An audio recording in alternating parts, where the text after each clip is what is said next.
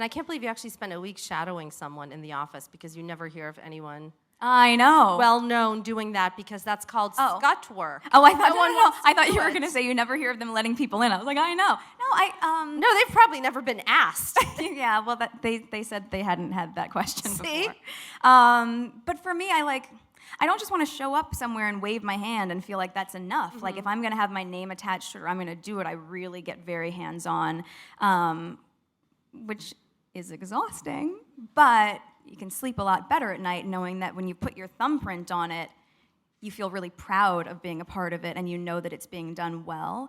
But yeah, I mean, shadowing was crazy. I mean, sitting in, seeing some of the briefings for what they're going to say to Ban Ki-moon, our UN Secretary General, and understanding how that piece of it works, or understanding different pillars of an organization where they'll say, okay, there's meetings about the environment, and then there's a meeting about health and wellness, and a meeting about safety and security, and then a meeting about women's issues. And you go, okay, but aren't women affected by all of those things? Right? Like, you can see where pieces of the puzzle are missing, and I think for me it's really helpful to just be able to experience it so I can speak better about it and do more about it. We return with Harry's wife providing us with the benefit of her extensive experiences of facade management. And of course she tells us that she gets very hands-on. I suppose she must mean hands-on in the sense of being hands-on with regard to parental leave, which then goes nowhere. Or perhaps hands-on with regard to the 40 by 40 pledge, which goes nowhere. Or maybe getting hands-on with having lunch with senators. That doesn't happen. Or maybe hands-on to her is just getting somebody to hand out a backpack to a homeless person with a bit of food in it. Or perhaps hands-on is what she means by turning up at the state of a tragedy and doling out some vending machine sandwiches. Clearly, that's her version of hands-on. And in those circumstances, of course, we see yet again that disconnect between the doing and Harry's wife's favourite position of talking about it. Of course, in her own mind, she believes that she is undertaking the work of the righteous, and she talks about it being exhausting, but you can sleep a lot better at night when you've put your thumbprint on it. Not quite sure why it's the thumbprint, but there we are. Now, an observation here, after watching, 15 or so minutes of this interview, is that it's entertaining, and in some ways ironic, that one of Harry's wife's favourite words, of course, is authentic. This performance is anything but authentic. It is stilted, one-dimensional, and you can see that her narcissism is doing its level best to dredge up the memories of certain things and try and make it sound like they actually happened. It's wafer thin, as Mr. Creosote might say. There is no depth to her, and this shines through.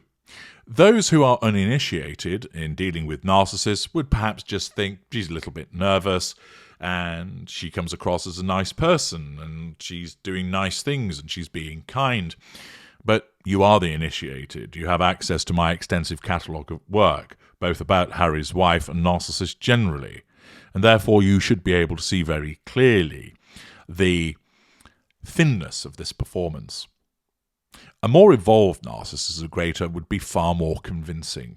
They would be able to provide you with the detail. They would exhibit imagination, drawing upon the experience, being able to channel the visceral as a consequence of that cherry picker racing away and finding the relevant information amongst the vast repository of information as per the imitation game. Harry's wife doesn't have that luxury. She's got the basic package, or perhaps slightly enhanced package. Her narcissism does its best in the circumstances, but once you realise what she is, you can see that there's just no substance here. You can tell that what she talks about is surface level. There's no depth to it. It's entirely superficial. And there's a lot of waffle that goes on with it. Talking of which, there then followed, of course, a huge chunk of that, where she explained that shadowing was crazy. Seeing some of the briefings, there's a meeting about the environment, a meeting about health and wellness, a meeting about safety and security, another meeting about women's issues. But aren't women affected by all those things? You can see where the pieces of the puzzle are missing. And I think for me, it's really helpful to, just experience it until I can speak better about it. Well, you're going to have a long wait in that respect, my dear, because you're never going to be able to speak about it more effectively. And that flannel that she subjected you to, again, people will go, "Ooh, wow, this is really interesting. She's been in the United Nations." I just heard noise. I just heard beige noise. Forget white noise or brown noise or black noise. I just heard beige noise. All part of the facade management as she just chunters on. Of course, the interviewer is not going to pick her up and say, "Well, what do you mean by that?" and be more forensic about it and look for greater detail. She'll just be sat there as the nodding interviewer, drinking it all in, thinking, "This is great that I'm getting to talk to Harry's wife." Let us now move on to another section from the interview. Who's been the most inspiring woman in your own life? Gosh, there's so many. I mean, of course, my mom. I mean, this is a live stream. If I Yeah, didn't if say she lead didn't with my say mom, that, you're not going to be at Christmas. no kidding. It's my mom. Real here. No, my mom's amazing. My mom is, we're so different. My mom is a yoga instructor and a social worker, and she's got a nose ring and dreadlocks, and she's super free-spirited and laid back. And so she's like, "You just came out like this. I don't know where you came from." My mom is amazing. I also, Bonnie Hammer, I consider a mentor, and from the moment I started at Suits, Bonnie has been wonderful to me. And I love women who I am able to look up to and say, they have done so much in terms of leadership, but also promoting diversity, and what she's, like USA Network especially, I feel really proud of. You know, Jessica Pearson could have just been cast as a white man, and Rachel could have been cast as a blonde-haired, blue-eyed girl, and they've really embraced changing the landscape of television in that way. Like Anita Gibbs, for example. Aaron, our creator, I know this was about Bonnie, but like Aaron too would say, that prosecutor could have been anyone. He's always like, "We just want the best talent." It's colorblind casting. It's like, I don't care if it's a man or if it's a woman or what color they are, I just want the best actor for the job. Bonnie's the same, and I really respect her for that. Hello. Well, if you're managing to stay awake listening to this dross, well done. Not, of course, my commentary. That's scintillating and interesting, but the beige that's being spouted by the, at that time, not the Duchess of Beige, simply Madame Beige. We then move on to another question from the interview, who asks, "Who's been the most inspiring woman in your life?" And immediately, "Oh dear, a question." And she pauses. And you can see that the lower cognitive function struggles to find anybody until, of course, the facade nudges her and goes, "Say your mum, say your mum." And of course, "Well, my mum, of course, yes." The facade breathes a sigh of relief, because, of course, every young lady is occasioned to say that it has to be their mother.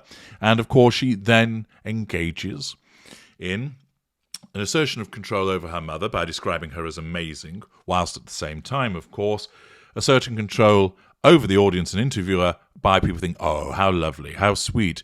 And she thinks her mum is amazing. Yes, her mum's so amazing she disappeared for years and had nothing to do with her daughter, but let's not bring that up, hey? And of course, she then talks about easy things, because she can mention about the fact that her mum's a yoga instructor, that she's got dreadlocks and she's free-spirited and she's laid back. Notice this. Harry's wife can't identify what it is precisely about their relationship that means that she's inspirational. What, you're inspired because she's a yoga instructor? Okay. Or are you inspired because she's got dreadlocks? Or are you inspired because she has a ring through her nose?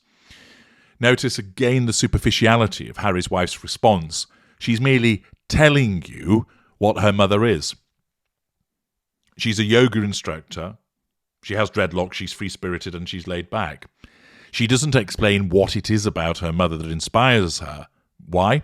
Because she actually doesn't. We again see the disconnect between her type of narcissism and what's really going on.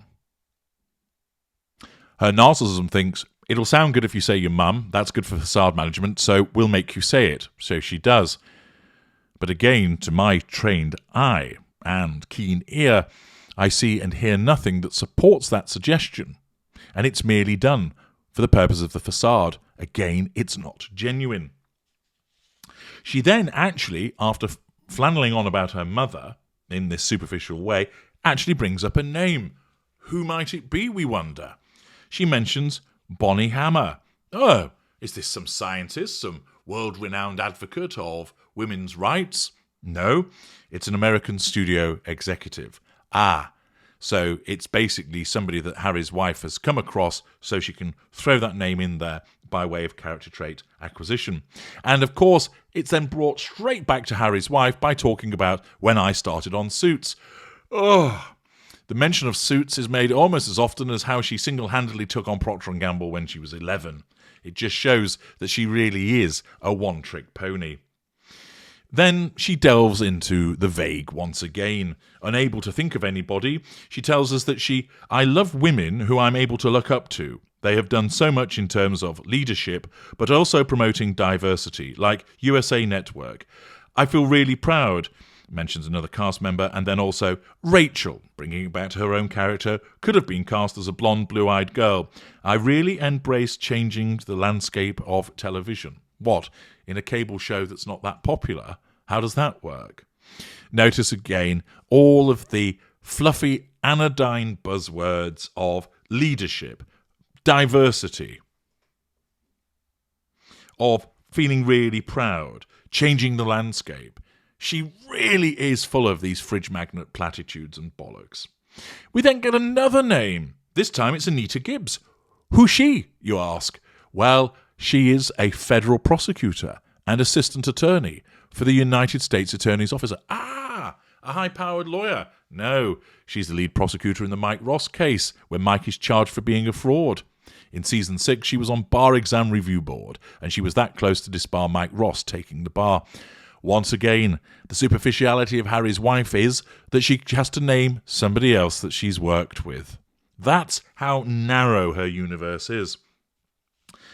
It's also worth pointing out that when she's asked this question, why doesn't she come back with, I don't know, J.K. Rowling, one of the most successful female authors in the world, Amelia Earhart, Emmeline Pankhurst, Gertrude Erdely, Helen Keller, Virginia Woolf, Marie Curie, Mary McLeod Bethune? What about even Oprah Winfrey, her own personal hero, Jane Addams, Georgia O'Keeffe, Michelle Obama, perhaps, Gwendolyn Brooks? All women, many of whom that have been mentioned there, are American and also women of colour. One would have thought that as a woman of colour, she would be banging the drum for those inspirational women. But no. And there's many more besides that I'm sure many of you can think of. But they're forgotten about. Why? Because she doesn't really care about any inspirational women. All her narcissism cares about is making it look like she's influenced by inspirational women. Because she lacks the intelligence and the depth to actually talk about it. She can just flannel about it, and her narcissism thinks that's enough. You may also have picked up on the fact that when she was talking about all of this, the interviewer looks away and looks positively bored. And I suspect he's checking audience reaction and is thinking, well, I was hoping for a bit more of pizzazz with these answers, but there we are. And of course, her looking away will have caused a problem for Harry's wife in terms of threatening control. She continues, of course, with her verbal diarrhea, her gaze fixed upon the interviewer, who fortunately, for Harry's wife, at least with regard to the issue of control, comes back and gives a not particularly convincing affirmation through when she's talking about the USA Network and so on and so forth. This section of the interview just demonstrates the superficiality of Harry's wife, just how my moniker of industrial beige is utterly apt with regard to her. Join me in the next section as we continue to wade through this interview.